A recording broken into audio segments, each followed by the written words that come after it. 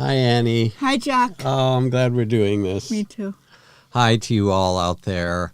Annie and I were sitting here looking at the screen and the camera and thinking about you all, and grateful that we get to be together. So I'm Jack, and this is Annie, in case you didn't figure that out.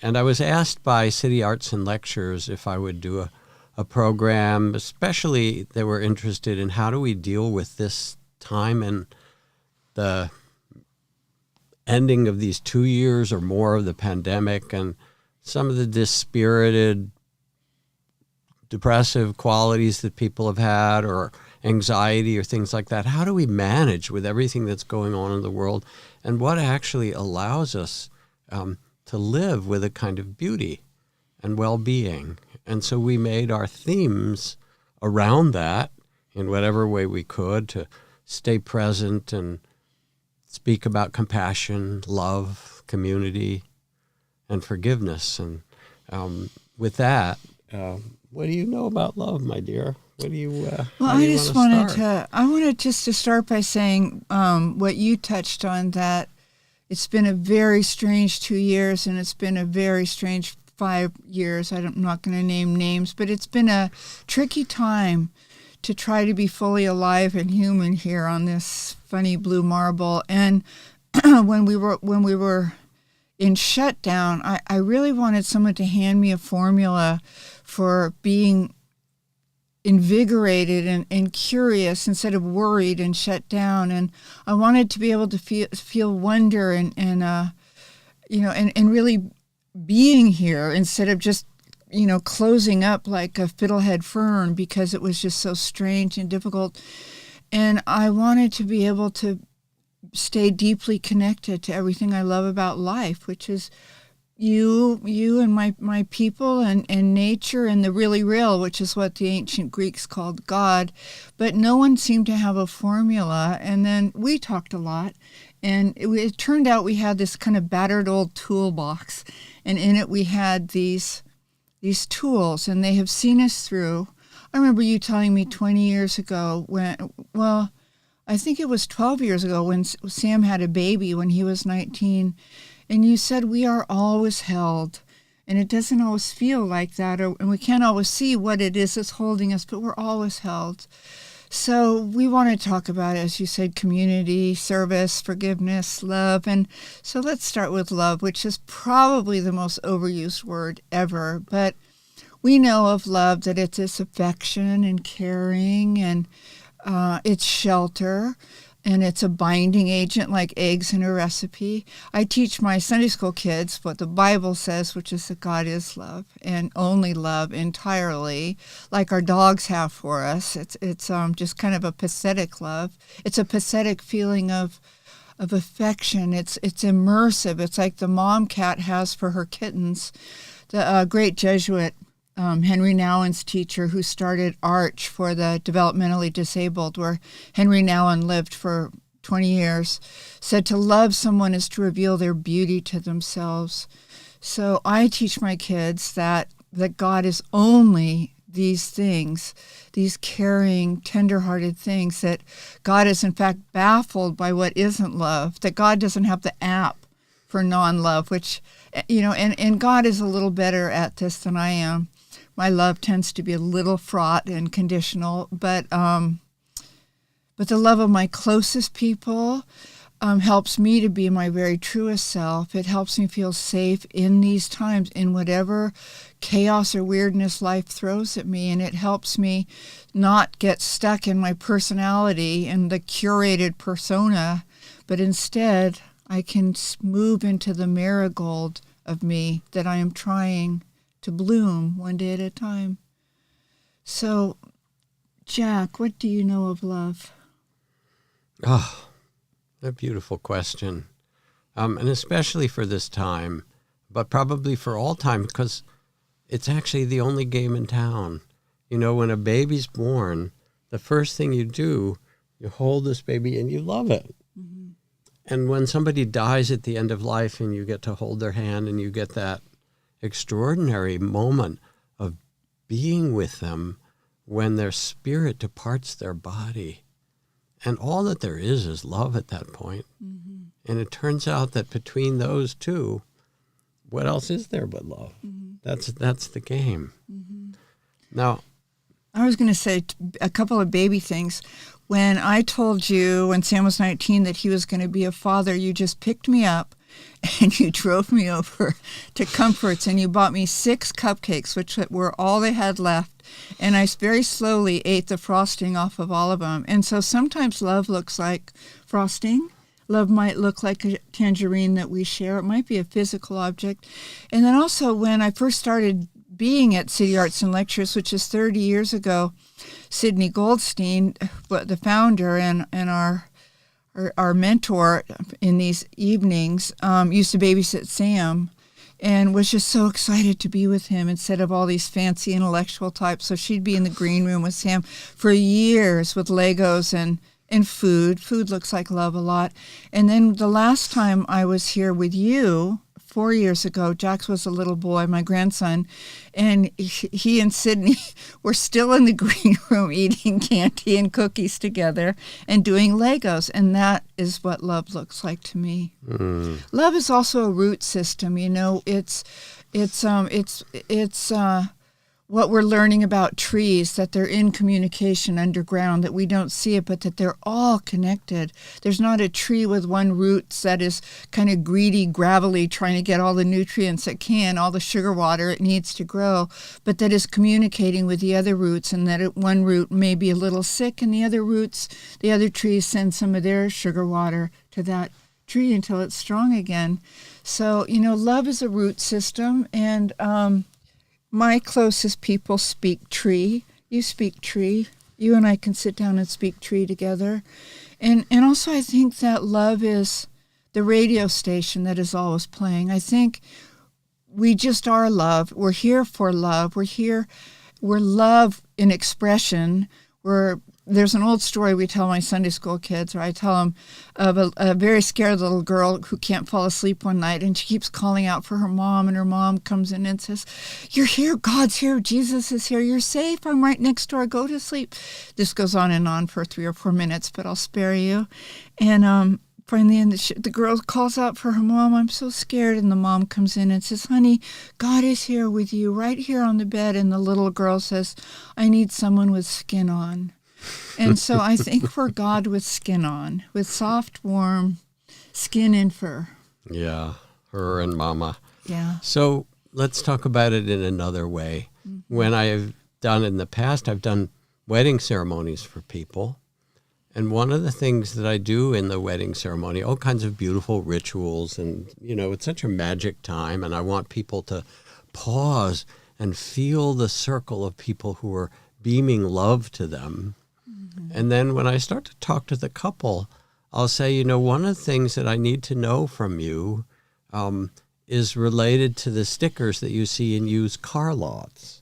Because you go to the used car lot and they're selling a car, and then in the window is a sticker that says, "As is," you know, because it's used. And I say, so would you look at him, you know, or would you look at her or look at them, whoever it is, and tell me, do you take them as is? Do you love them as is? Because that is going to be part of the glue or the root system.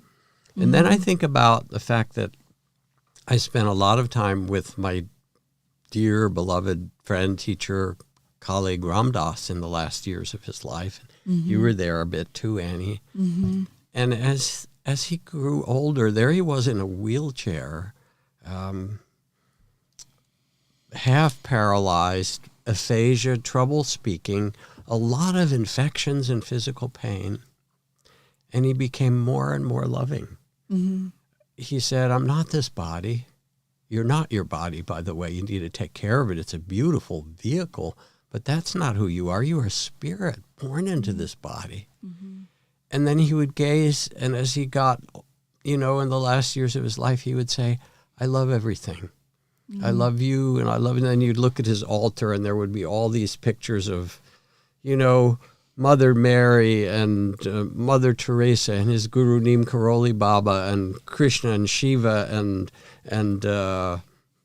Hanuman and every god you'd name, and all kinds of great saints and sages. And in the middle there would be Dick Cheney and Donald Trump and Donald Rumsfeld, they sort of took turns on the altar, moving aside Mother Teresa.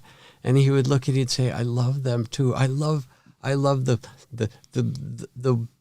gray wall paint behind it that needs to be repainted. I love everything. Mm-hmm. And in his last teaching, a few months before he died, we were on a retreat. And people came by him at the end to receive a gift of a little wrist mala of beads. And he was too weak to even put it in their hands. Somebody else put it in their hands. He blessed them. But he gazed at them. And he gazed at them with a gaze that's called in India the glance of mercy, because it had such purity in it. Mm-hmm. He just looked at them and enveloped them in a sense of love that they were worthy, that you, those of you who are listening, you can envision this of being seen in that way, your secret beauty in some way. And we struggle and we have our minds and our judgments. Thank you for trying to take care of me. You can say to your mind, I'm actually okay right now. Mm-hmm. And in the moment that you're seen, or that you let yourself take a deep breath and allow that sense of beauty that you are, that you were from the beginning, be held, love appears. Mm-hmm. And that's, to all of you who are listening, one of the big things we've learned over these years in teaching meditation and doing metta and loving kindness practice is that what's hard for people actually is self-compassion and self-love. Okay, I can love others and I can build that, and it's a state of consciousness that you can invite. It's always there for you and you can shift to it. Mm-hmm. But then to see yourself through the eyes of the people that care about you most, what would they want for you? And you start to realize, maybe I could also let that in, that my full humanity, as is, that I, in a sense, that I accept all of that to be myself with love. Yeah. Well, one thing I live by, one thing that really was an important tool for me during COVID college was the beautiful line of William Blake's, that we are here to learn to endure the beams of love. And that's so much what you were just talking about, that we're good at taking care of and looking at people. There's a gospel song we sing that says, he looked beyond my needs. He looked beyond my faults and saw my needs. And in COVID college, we were so often able to see people's needs and respond to them. But it's so hard for me when people are responding to my emptiness or my fearfulness and are just being this kind of ham radio of love that have reached my ham radio and are pouring into me. And so to learn to endure the beams of love is kind of a lifetime project, and I do the best I can one day at a time, and some days are just too long. There's just no other way to cut it.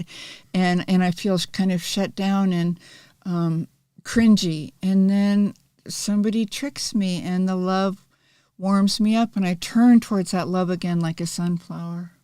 Well, Hafez says that, the poet says that fear is the cheapest room in the house. I'd like to see you in better living conditions. Oh, God, that's wonderful. And here we are, and the media and the state of the world is also one of fear-mongering. As Mencken, a commentator 100 years ago, H.L. Mencken said, the whole aim of politics is to keep the populace alarmed by an endless series of fears and hobgoblins, many of them imaginary. Yeah. And then people will say, well, wait, what about climate change? What about, the next variant? What about the real need for racial justice and economic justice and all these things? Everything is true. And yet, listen, we've been through this before for 100, for 1,000 generations. Your ancestors did it. They lived through pandemics. They lived through earthquakes and typhoons. We know how to do this, and the way that we do it, actually, is we do it together. We do it with a certain care and trust. And while those things are true, in the course of these 10 or 15 minutes that we've been together here, there have been 1 billion acts of someone making scrambled eggs or rice gruel and putting them on the table for their child, of someone, letting the car in front of them in so that they can have space in that lane, of someone just smiling at the cashier when they go through, go out of the market. 1 billion acts every 5 minutes. And then we say, how are we going to do this? We know how to do it. And as you say, Annie, it's a day at a time. It's a person at a time. It's a moment at a time. And then we catch it from one another. It's like, it's contagious, more contagious than Omicron, that love.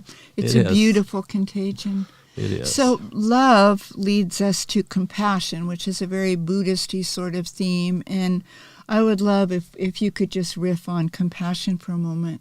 Well, I remember when the Dalai Lama first came to visit our center in Massachusetts at Insight Meditation Society. We were all excited, and it was like the late 70s, his first visit to the U.S., I think.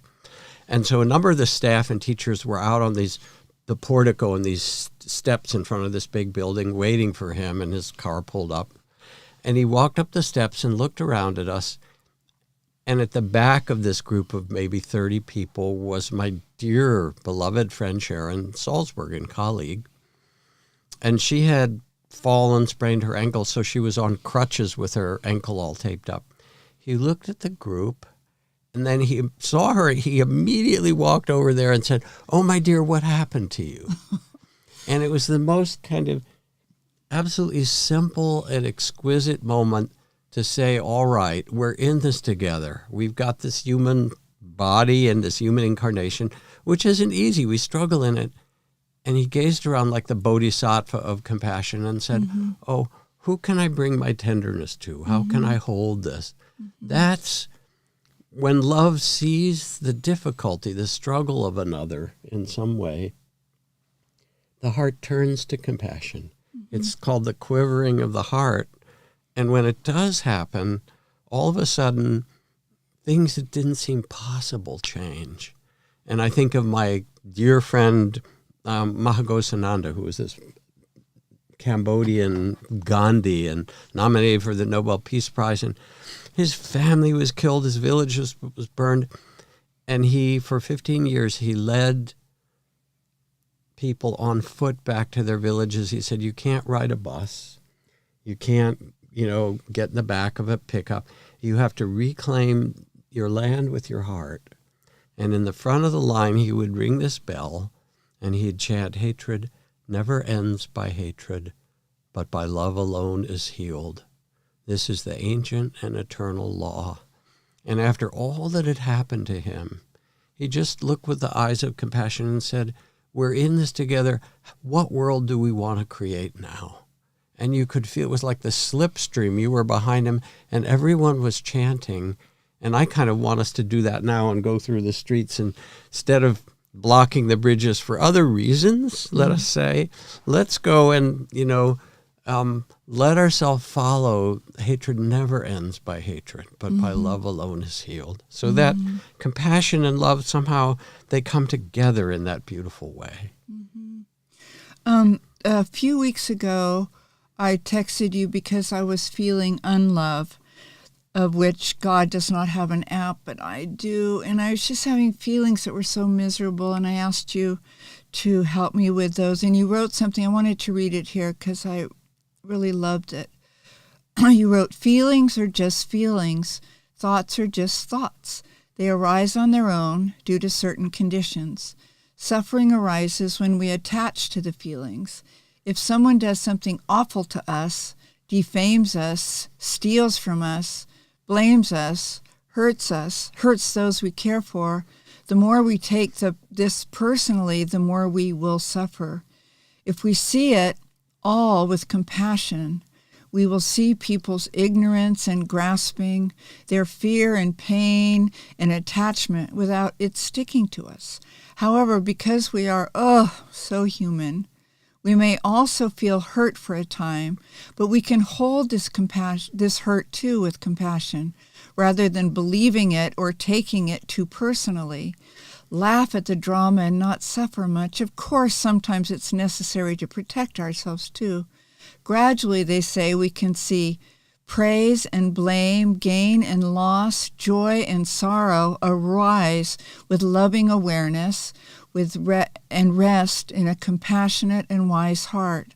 At least this is what Ram Dass said he had learned. And on a lucky day, I might even feel a tiny bit of it possible for a foolish ex-monk like myself. Yeah. So, the most compassionate thing in the Christian tradition is that Jesus washes Judas's feet. And this just blows my mind, although I have studied it and loved this image for so long that about 10 years ago I realized I would wash Dick Cheney's feet, and I realized he would wash mine, because that's the deal we made. We made a deal to be to take care of God's children for God, knowing that we are always taken care of. But Jesus looks at Judas, who has betrayed him, and he knows what suffering Judas is experiencing. It tells us in the Bible. It's the Last Supper, and if you count noses, it says Jesus washes everybody's feet there, and he sees that Judas is just a destroyed being. He has no home now because he has no home in love. And I wondered if you could just say briefly something about those teenage nuns you've told me about in the Chinese prisons, who maybe I can just tell you. The way I remember it was these nuns, these Buddhist nuns, girls really, who had been locked up for their beliefs, and they were praying for their jailers because they knew how stricken and alone and awful the jailers must feel all of the time. Yeah, the Dalai Lama brought a couple of these young nuns to meet with a whole group of people who'd been doing meditation practice in prisons and had come out to meet with the Dalai Lama. And the nuns came along, and the other folks who'd been in, Oregon State or Texas State prison for 20 or 30 years, after they listened to the nuns, these young girls say, yeah, electric shock, torture, all because we wanted to say our prayers out loud. Mm-hmm. What did we do? What could we do? We prayed for the jailers, that they were so caught. Mm-hmm. And you could feel the whole room soften. And then they said, we've seen courage, but we've never seen anything like that. Mm-hmm. And part of it is that we actually have the capacity to see those around us, their humanness, their full humanness, with a tender heart, with the eyes of compassion, and that you have born into you the great heart of compassion. It's there in you. Little children have it when they see somebody crying. All the research, but you don't need research. You just need to be around them. They feel it. We resonate together. Mm-hmm. So what it is trusting your compassionate heart, that you have this in you, and knowing that it's possible to hold yourself and then see the incarnation, the mystery of that person with their suffering and their joys and their fears. And wow, look at that life, their struggles, and then their beauty that they're getting through it somehow in whatever way they can. And all of a sudden, the compassion opens the gateway to love. Mm-hmm. Which brings us sort of naturally to presence, which we'd wanted to talk about, because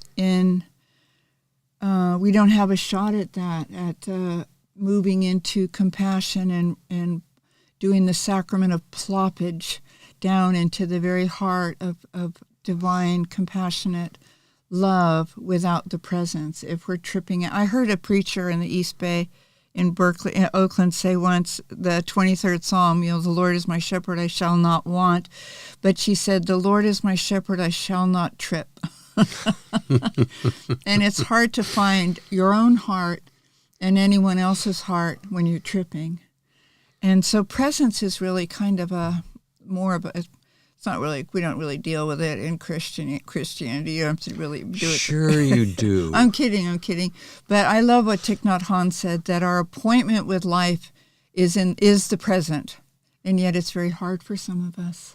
So I remember when Thich Nhat Hanh visited Spirit Rock here in Marin County, and we had 2,000 people. He came several times. We had 2,000 people on the hillside and a platform for him, and some monks and nuns were there leading a meditation, some of his community. And then it was time for Thich Nhat Hanh to come. And you could see from the hillside behind the platform this road that led to it. Thich Nhat Hanh came from where he was resting, and he walked down that road with such attention to each step. He called walking meditation kissing the earth with the sole of your foot. And then he would kiss the earth with the other. And he walked with such a sense of presence that the whole hillside went, oh, yeah, this is what it's like just to be here in this moment. Nowhere else, just to be here. And I remember talking to Houston Smith, who was this remarkable, spiritual author, professor, guide, all kinds of things. And he'd suffered a tremendous loss when one of his grandchildren, a granddaughter who was on a sailing trip, had gotten murdered. And he was really close to her, and he was in tremendous grief. And we talked about it afterward, and he said people sent him messages and brought food and did all the things that we do because we care for each other. And in a way, our grief is really because we love so deeply.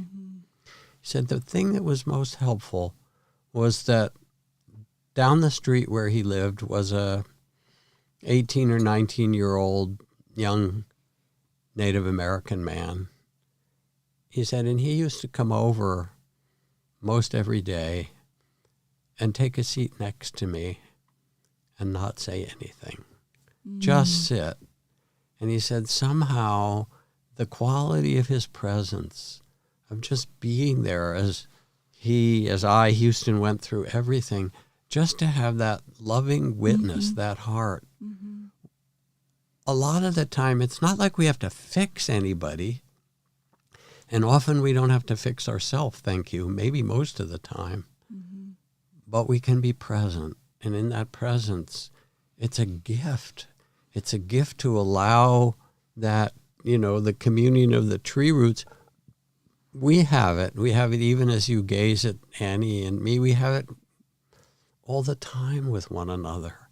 And just to take the time to quiet and do so. Well, there's a Christian story we tell our kids of a woman whose next door neighbor, very, very old man, had lost his wife, and he just sat on his porch every day weeping, and her little boy went across the street and just sat there, and the mother could see that neither of them were saying a word, and the little boy, 6 or 7, just sat there with him. And when he came home, she said, "What were you doing?" And he said, "I thought it might help if I just sat and felt really sad with him." Yeah. Neil says, this is back to compassion, that love is what arises compassion is the love that arises in the presence of suffering. Yes. And in presence, I mean, that's why they call it the present, right? Because it's the gift. It's why we're here. Is the presence of each breath, and of stepping outside and letting your mouth drop open because the daffodils are blooming. And they are in your front yard. In I our see front them. yard, Neil planted them, and you don't walk past them and go, "Oh, they're medium daffodils this year." He's done better. You walk by them and you go, "Oh my God!" And then you want to pull people over to sit and look at the daffodils with you, or you look up like Trudy taking pictures of the moon tonight. And everybody that trooped over to see Sam and Risa's studio, Square One Studios, if you want to get in touch, every single person stopped for a moment to gaze up at the moon, and everybody said, "Oh God," or "Oh wow," or "Oh man," and was very quiet for a moment in beauty, in shimmering beauty. Whereas a lot of the time, the reason that presence can be so hard is we have our to-do lists, and in former lives, we were busy, important people, and we were, of course, trying to save the world, and we had 6 or 7 plates spinning at any given time, and thank you, Jesus, I'm not able to do that anymore, but I always had my writing students cross 2 things off their to-do list every single day so that they could sit quietly and write, probably badly, and it, herky-jerky and many steps backwards and a few lurches and flails forward, but it's those lists of things that we think we ought to do, like the white rabbit, and instead people stop and stare up at the moon and they say, wow, which is the 3rd great prayer. Wow is the prayer, isn't it? Yeah, wow is the 3rd great prayer. Neil, I wrote about this in some book or other, but Neil and I were walking one morning from here, and he had a little tiny espresso cup with him. He just made himself a cup of espresso, probably his very favorite taste of all. And about 5 minutes later, he said, I tasted the first sip, and I didn't taste another drop of it. Because we've been talking, because there's stuff happening in the neighborhood, or because the roots have broken the sidewalk up in front of your neighbor's house, and they should probably get that fixed because we're older and we may fall and break our hips. And so you're thinking about all this stuff, whereas you're drinking the favorite thing that you're happy to wake up for. So anyway. I find the same thing. And if I sit and meditate and just get myself quiet a little bit, it helps even for a little while. Then I go out, especially if I'm not in a hurry to get somewhere, or I'm not multitasking, which I have done a lot. I'll do this and I'll do that all at the same time. And then I remember Einstein said, at least according to Scientific American, if you can drive safely while kissing a girl, you're simply not giving the kiss the attention it deserves. And I think, well, what's deserving of attention? This moment, this moon, this connection that we have, this time to take a deeper breath and settle. And yes, you have your measure of suffering and your struggles, like we all do, and broken hearts and worries. But, when Hafez says that fear is the cheapest room in the house, you can take a breath, feel that the earth is moving around the sun and the galaxies are turning and the seasons are turning, and human beings have done this for a very long time, and you're part of something so magnificent and great, and you can be where you are. And one of the things that I love to teach in meditation these days is a kind of gratitude, which is to say, I'll have people, maybe we'll do it toward the end. We're going to do some questions for a little bit, and we'll do a short meditation. Begin to feel what's going on in their body, what's going on in their heart, all the things you're carrying, the longing and love and fear and hate and excitement. And to each one say thank you. Thank you for trying to keep me safe to all those thoughts. Thank you to my heart for caring so much. I'm actually okay just now. Because all that's in the future. And if you can say thank you, you're not even trying to get rid of it. Thank you for all those judgments. I know you're trying to make me better. Thank you. I'm actually okay just here and now. One thing I use as a tool to kind of spritz me back to the present, as if by a plant mister, is I'll often see me with a rubber band, a loose rubber band here, around my wrist, because when my older brother went to a smoking cessation clinic, they gave everybody rubber bands, because when you're having a terrible craving for a cigarette, the craving tells you that the only way out is to smoke. And it's a lie. The craving will last 5 minutes whether you smoke or not. And it's like a contraction when that in childbirth tells you it's never going away, and you pass through it. But so when people were having cravings, they were to snap the rubber band very gently, and it's a tender place on your skin, and it's done with such love, not like might have been done to you when you were a child. And you go, you take a breath. And then you're kind of back in the now, you're back in the soft, tender part of your inner wrist. And then you can look around again. And, we get to keep starting our 24 hours over and over and over again, every time we remember that we get to. And so anything that I can do that reminds me that I'm here to be fully in the really real and to learn to endure the beams of love and to breathe, and when I don't know what to do left foot, left foot, breathe over and over and over again, then I'm home. But that really, really works for me, the rubber band. And but also another thing is that, there's the unbearable lightness of being. That was the title of Kundera's beautiful novel. And then there's also the kind of ploppy, murky world that we see through a glass darkly here a lot of the time. And it's in many ways safer for us because it's familiar. It's part of our childhood was to have a lot of care and responsibilities that were in expectations. And expectations are resentments under construction, but people had expectations of us. We got expectations of ourselves. And all of these things were a kind of a ballast that kept us tethered to the earth. Whereas if you are in presence, it's a little airier, it's a little floatier, and you might just float away like a balloon losing air.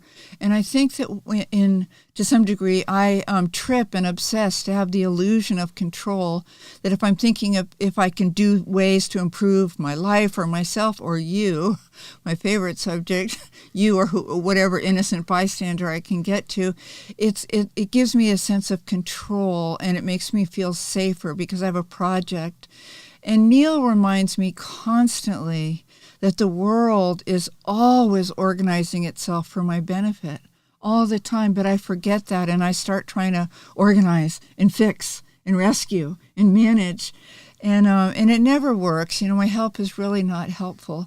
But I remember when I went to India, I thought, boy, if I just had a clipboard and some Post-its, I could get these people organized in a way that I think would be much more efficient for all concerned. We have about 10 minutes till we take questions, and so let's just keep going. We wanted to talk about community as one of the most profound resources available during COVID college and during any hard times when we're not sure that God or life are going to help find a way out of no way. And Frederick Buechner, who's I think the most important living Christian theologian, said you can survive on your own, you can grow strong on your own, you can prevail on your own, but you cannot become human on your own. And Sam said a long time ago to me and Reese that it's so romantic to be the lone wolf, or to think of all the lone wolves in history and certainly in literature. But it's actually the lone wolf is the most vulnerable of anybody in the wolf pack, and that you need a pack to be safe. You need what Martin Luther King called the beloved community. And in recovery, in 12-step recovery, people say that the opposite of addiction is not sobriety, it's connection. And so, doesn't the word Sangha? Sangha means community. Yeah. Every tradition, satsang in the Hindu tradition and Sangha in the Buddhist and in the Christian and minyan in the Jewish community. I think about my dear friend Malidoma Somé, a West African shaman and medicine man with a couple of Ph.D.s on the side. And we talked about this beautiful African story that when a woman decides to have a child, and we're talking about his people, the Dagara people, before doing that, she will go out and sit under a tree and wait to hear the song of the child that wants to be born within her. And when she hears the song, she goes back and teaches it to her lover, and they make love, and they sing the song together to invite that child. And then when the child's born, she teaches it to the midwives and the people. And it's the first thing that happens. A child gets born, maybe not whacked on the butt, but instead invited by their song. And then as they grow up, if the village knows, if they fall, they hear their song. When they get bar mitzvah or whatever they do in that village, they get married, the two songs, until the end of life, when that's the last thing they hear is their song.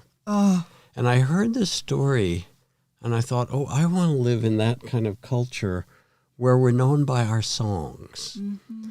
And there's a thread in that of what community really means, that we see each other, that we see the uniqueness, that nobody could ever be like Annie Lamott. It just couldn't happen. However great God or the universe is, there's only one, or Jack or whoever, that we see the uniqueness and the particular song that's there, and that we can honor that, or that we can feel it honored in ourselves, that no one has ever been like you. And you have a gift to deliver. You have a song that's your own. And when you do that, you start to feel the resonance with others. Oh, we are in this together. We're actually a chorus. We each add our piece to the music that makes our life. So community is so important, and that's where we learn. You know, one of my favorite things, actually, which we'll get to, is the kind of questions and dialogue that happens, because when somebody's looking and opening, which is where those questions start, we're all looking and opening together. And then the mind gets interested and the heart softens, and we go, oh, yeah, me too. I could be in this. Let me grow. Let me learn. And so people sometimes haven't found their community yet. So I wanted to talk about that a little bit, because one thing to do is to figure out who to serve, because that's where you're going to get really happy. You know, when I first got sober, this man said to me, I came in to recovery as a big shot, and the sober men helped me work my way up to servant. And that's really where the joy is. And so people, it's pretty easy to find a food pantry or a lunchroom where they need people to help. And you don't have to believe in anything. It's like Woody Allen used to say before I turned on him, that 90% of life was just showing up. You can get people groceries, the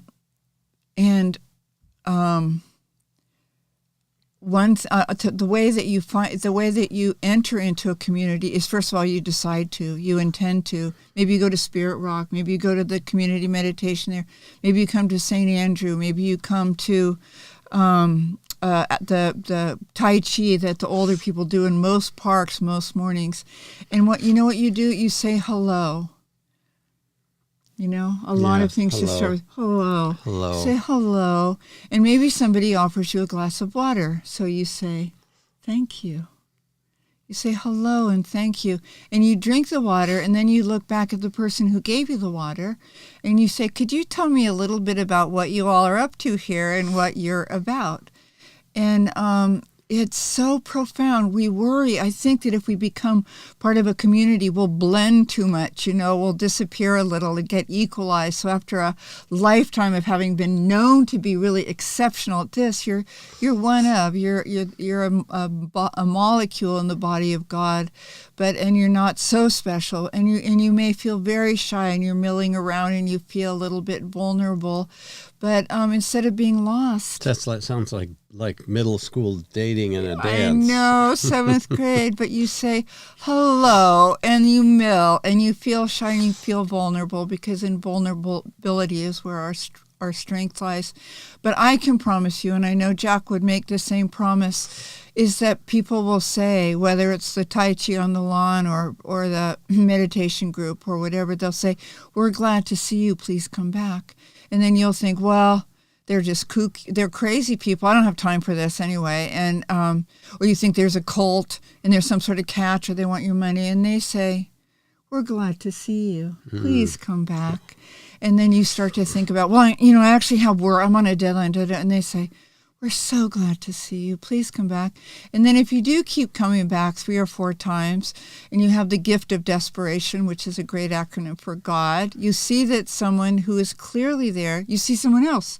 And they're there for the first time. You've been there 4 times. And you go up to them and you say, we're glad you're here. Please come back.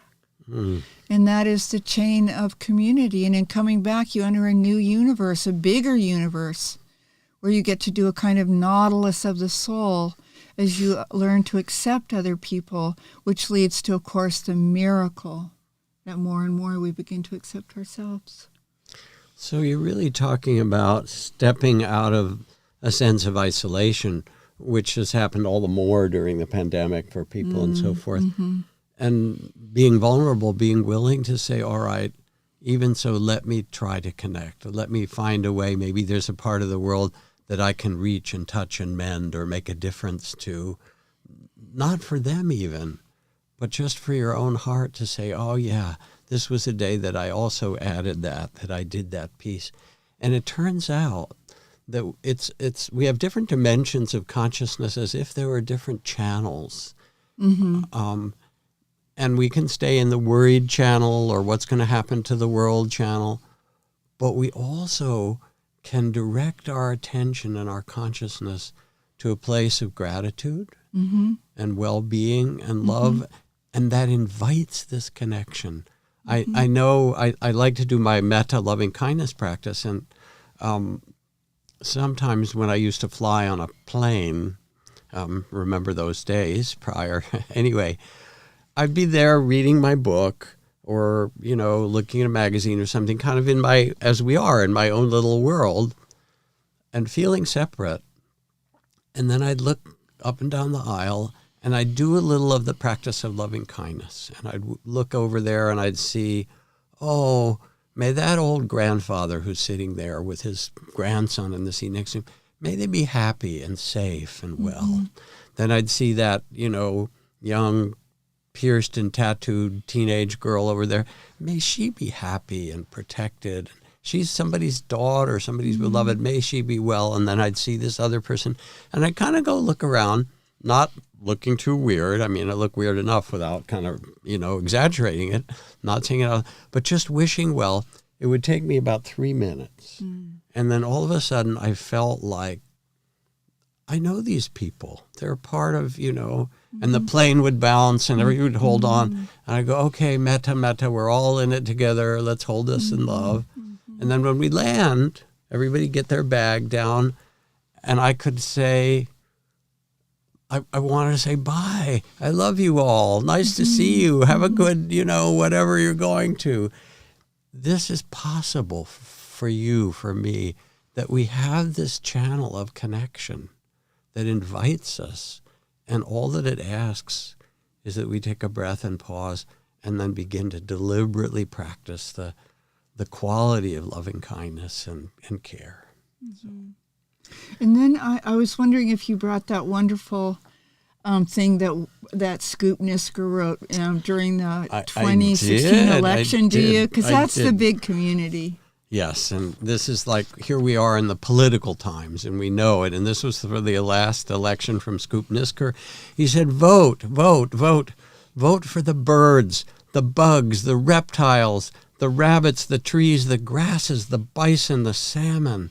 Vote for the whales and the elephants. Vote for the lions and tigers and bears, oh my. And for the fox who goes out on the town, oh. Vote for Kermit the Frog and for Big Bird. Vote for Ganesha and Hanuman and for all the beings who live in our myths and our poetry. Vote for peace and for the future. Vote for evolution and all the possibilities it holds. Oh, what an invitation. What an invitation. That. There's our politics for the night. There it is, yeah. We were going to talk about forgiveness, but we also have some questions, and I thought maybe one of them will be on forgiveness. Yeah. So I can't remember how we're going to get the questions. Oh, there's one. How do we address the disconnection a lot of us are feeling coming out of the pandemic and reestablish connections safely? Well, that's a really beautiful question. Safety is just a huge issue for me because I was born an extremely anxious person. And I remember, my friend Terry Ritchie, who's a very aged, brilliant Daoshan priest in LA, says, we don't get over much here. And I'm still a pretty anxious person. And so safety is very important to me. And one thing is you do get to protect yourself a little bit. And you get, like Sam said, when he was just a little boy, like under 10, he said, Mom, vibe is everything. And I just love that. And I think it's true. And so I go a lot by vibe. And if somebody has a sweet vibe, I move towards it. And I say what I was just saying about you. I say hello. And then you start jamming a little, what brings you here, or how do you know Celia, or whatever. And coming out of the pandemic, which I'm not positive we are, but maybe ish, and in California, the mask mandate is being lifted, is that we have always had certain things that we know are fulfilling and real and true and abiding. And then there's the other BS and busyness, and a great acronym for fear is the frantic effort to appear recovered and to be busy and to be fully evolved, and so we don't need to do those things that make us look so good, our curated life, our curated Facebook lives, but instead we plop more, and we experiment with moving towards people in situations that always before have felt kind of absurd in a very sweet way.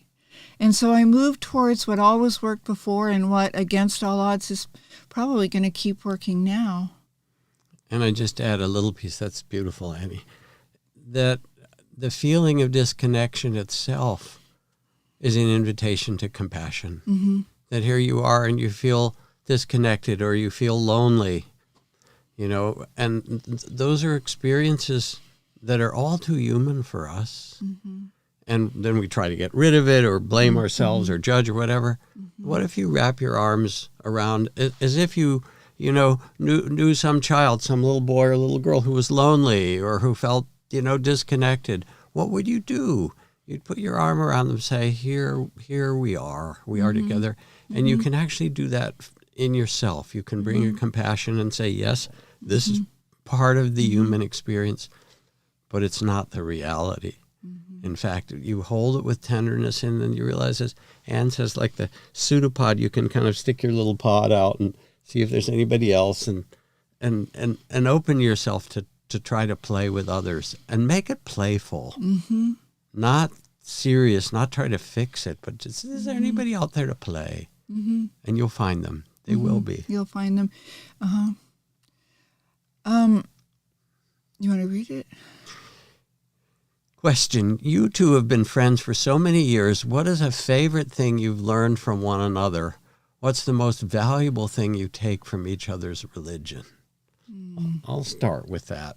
So I remember we were taking authors' walks, up in the trees 20 more years ago. We were talking about writing, and you were about to leave on a trip for Hawaii, and you'd published a beautiful article in Salon online that you'd written, and you said to me, I want to put it in my new book. It's great, so there wasn't the sort of the false modesty. She said, it's great.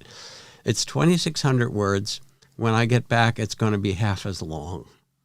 And I heard you say it, and I started to look back at your books, and I realized they flow so easily, and they're funny, and you sort of go along, and it just makes sense.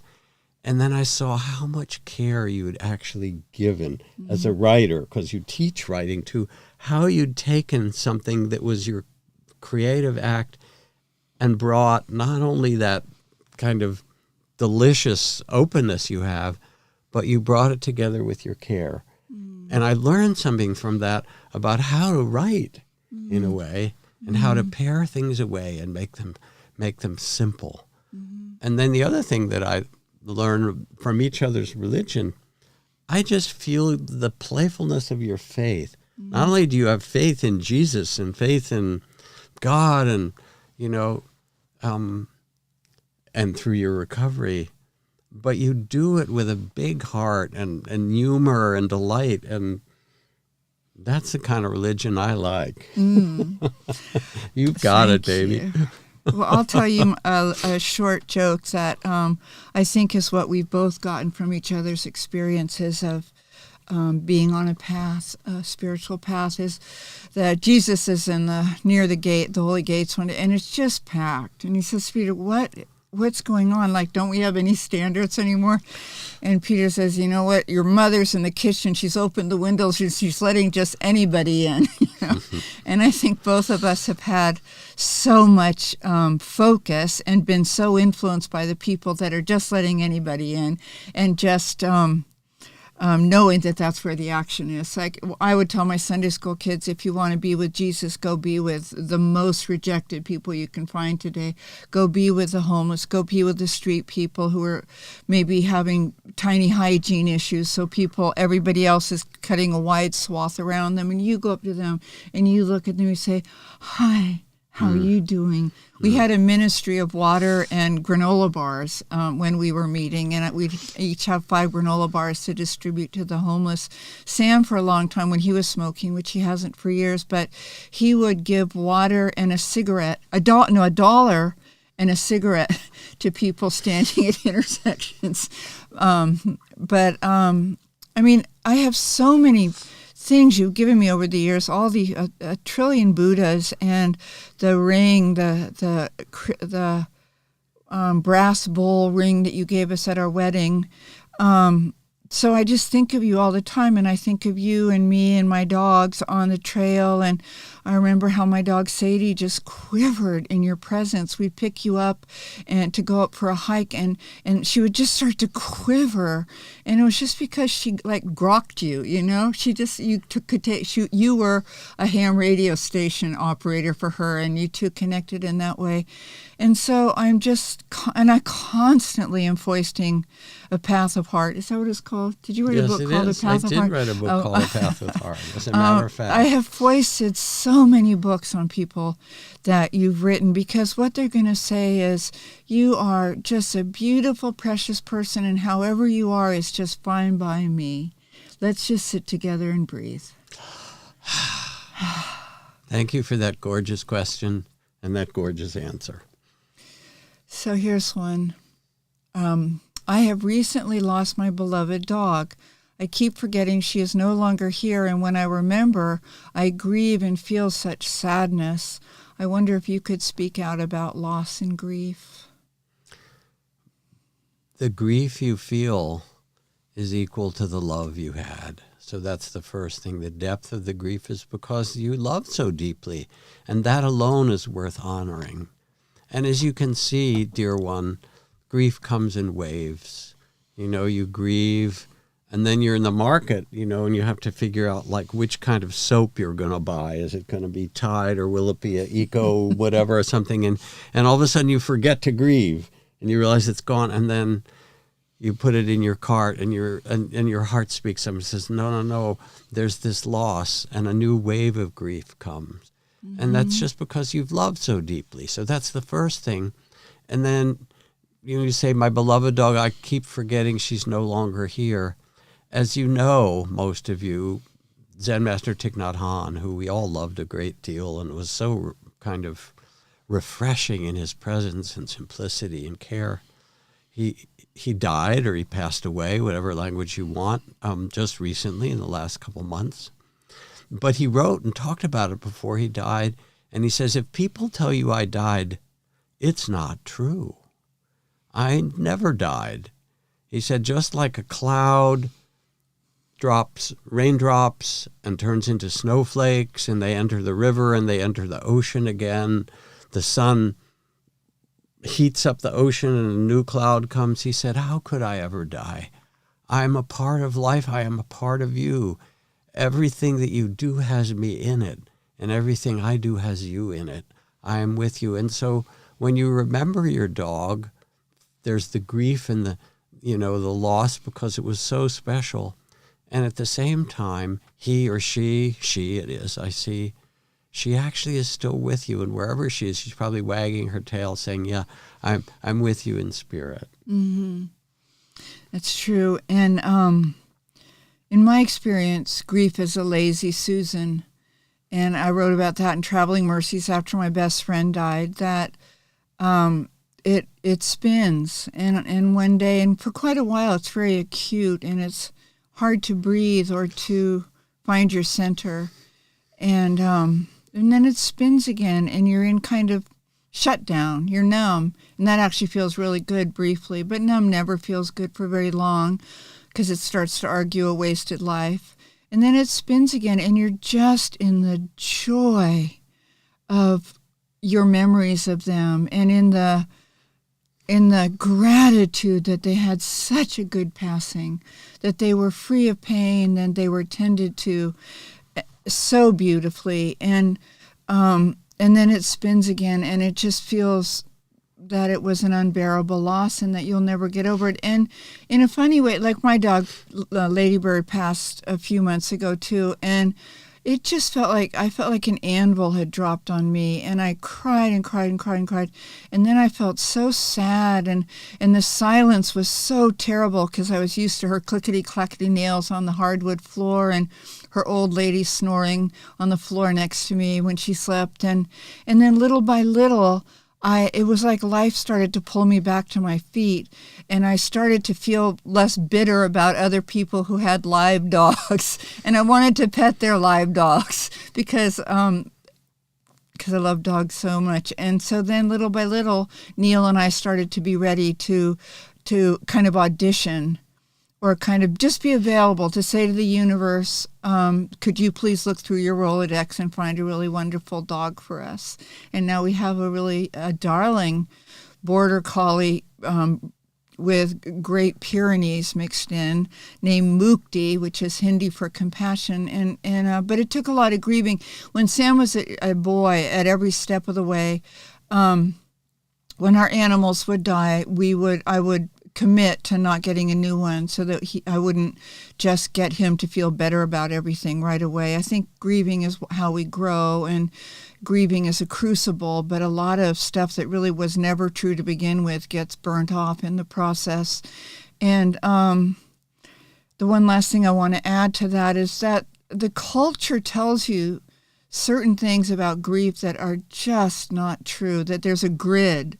You know, if you lose a spouse, you can have 18 months, although the second 6 months are going to be a little bit of a buzzkill for the rest of us. And then a brother, sister, maybe 6 to 7 months, something like that. And with a dog, really a month at the very most. And I am still sad about all my dogs and cats.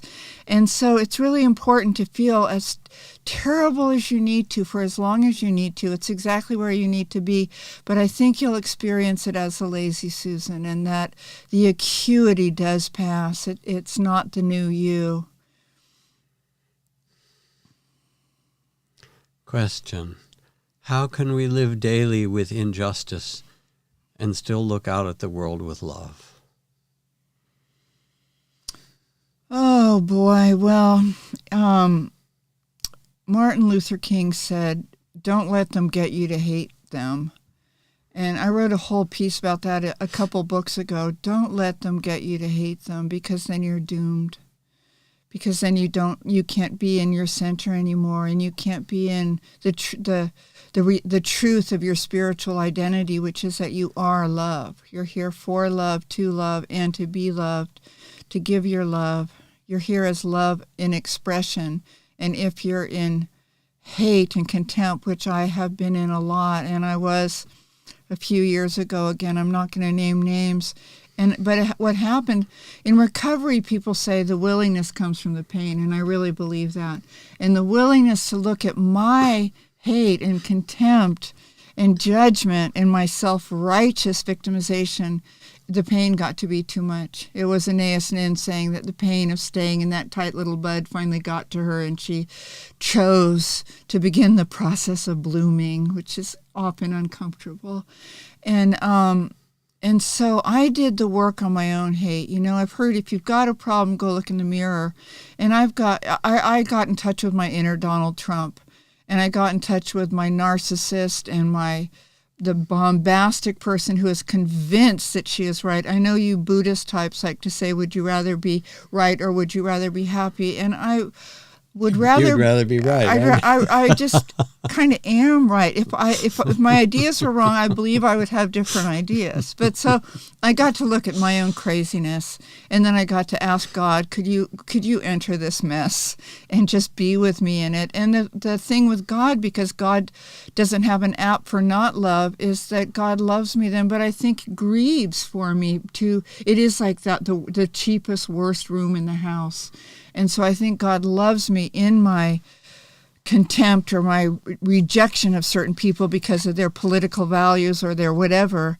And I saw a bumper sticker in Texas once that said, God loves you exactly the way you are, and he loves you too much to let you stay like this. So once I was available to be somewhat healed of my own hate, it made it much, much easier for me to look out at the world with love. I've also been so moved, especially since Archbishop Tutu died not so long ago. And there's this film that's just come out and a book prior to it, The Book of Joy, in which he, in dialogue with the Dalai Lama, talk about how after all the suffering of apartheid and all the, suffering in the community, and for the Dalai Lama, all the pain that he's had to carry, to be unable to go back to Tibet and to the loss of the culture and freedoms, and yet they laugh together and they joy and they tease each other. And, one of them will say something, you say, well, you're supposed to be a holy man. You can't stay that. And they'll, grab each other's cheeks and play. And they were asked, how can you be so joyful? And the Dalai Lama says, so much has been taken from me. They've taken my ability to go home. They've taken our sacred text. Why should I let them take my happiness? Yeah. Then in some way, and I know it from being in a refugee camp, they don't want you if you're depressed. It actually doesn't help them. Somebody who has some sense of vision of what's possible, and it is possible in this world. Injustice is here, but injustice is not the only measure of your attention. The measure of your attention is really love. That this is a glorious, amazing place with a tremendous, incalculable beauty and an ocean of tears. And this is what you got yourself born into. And you, O nobly born, the Buddhist texts begin, remember who you really are, that you are, whether you call yourself a divine being, a child of the, of the universe, a Buddha in training, that you have that in you. And that in fact, you have the capacity to see the injustice of the world and also know that there's beauty and the capacity to make a difference. And that's what will change it. It's not the injustice out there.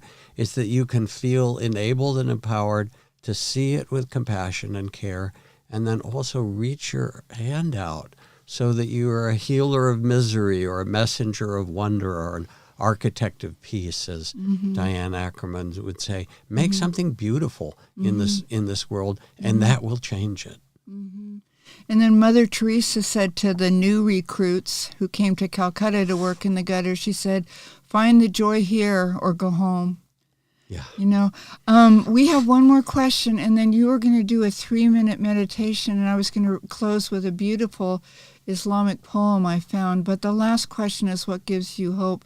What gives me hope is all the things we've talked about today: love, presence, community, being of service, working, taking stuff to the food pantry gives me hope.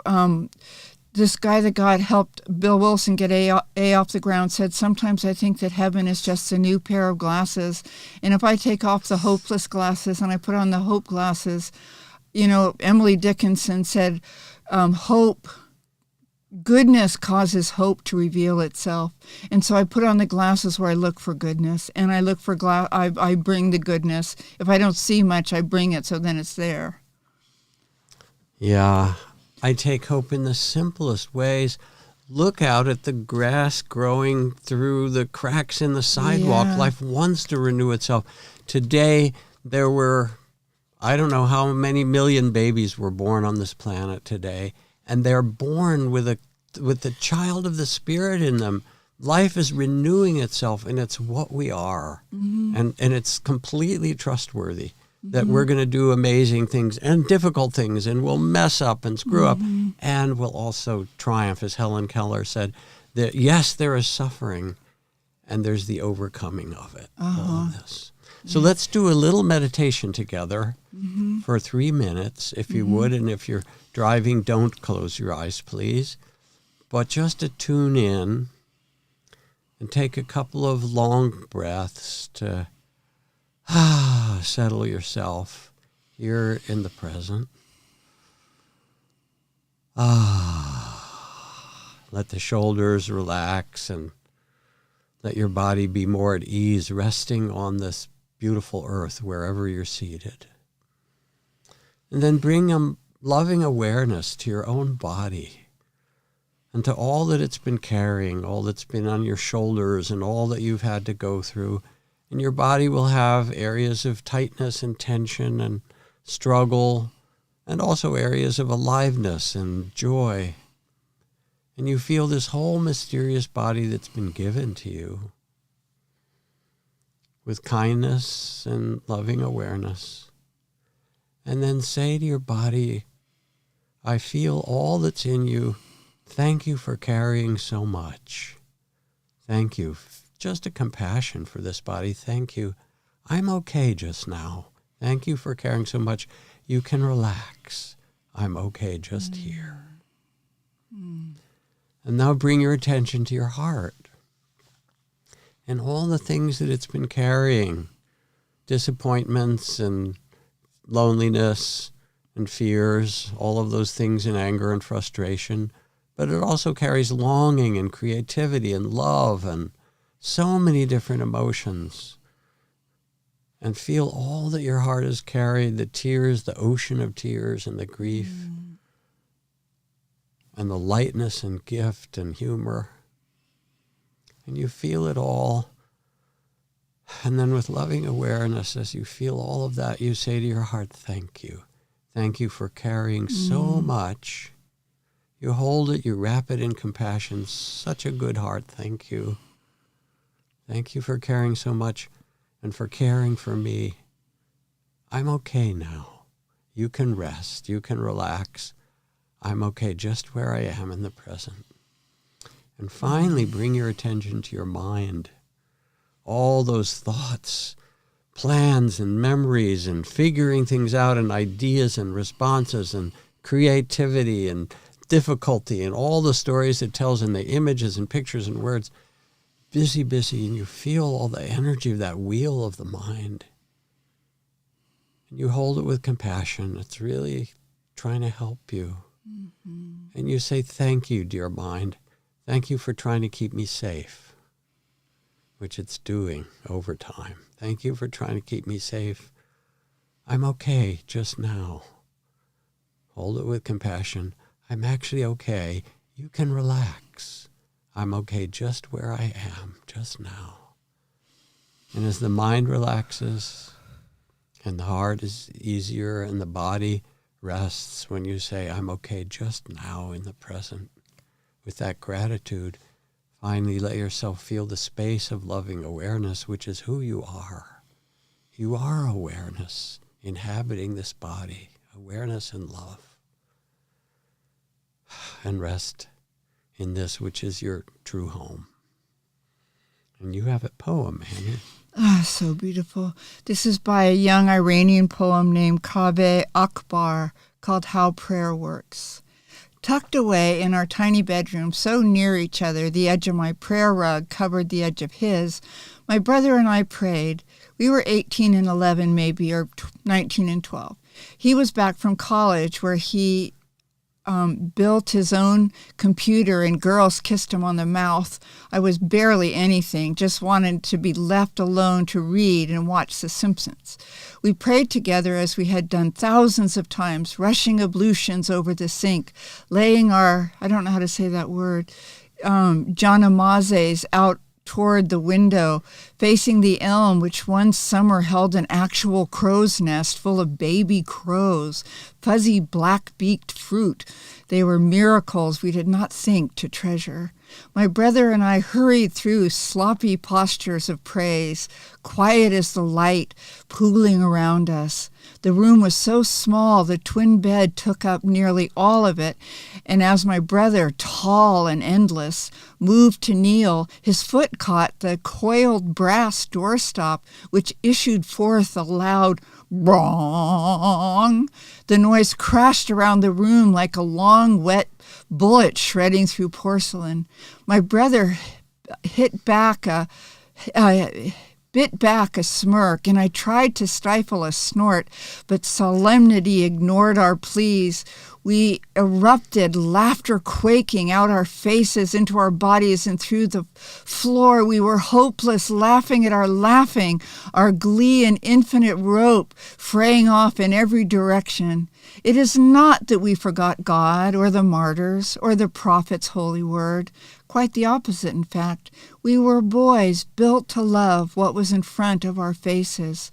My brother and I on the floor, draped across each other, laughing tears into our prayer rugs.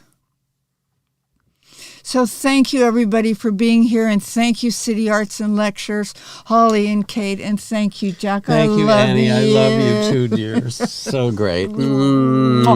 Thank you, everybody. Take care of yourself really well. Gently. Be safe, protected, tender, and strong. Yeah. Thanks.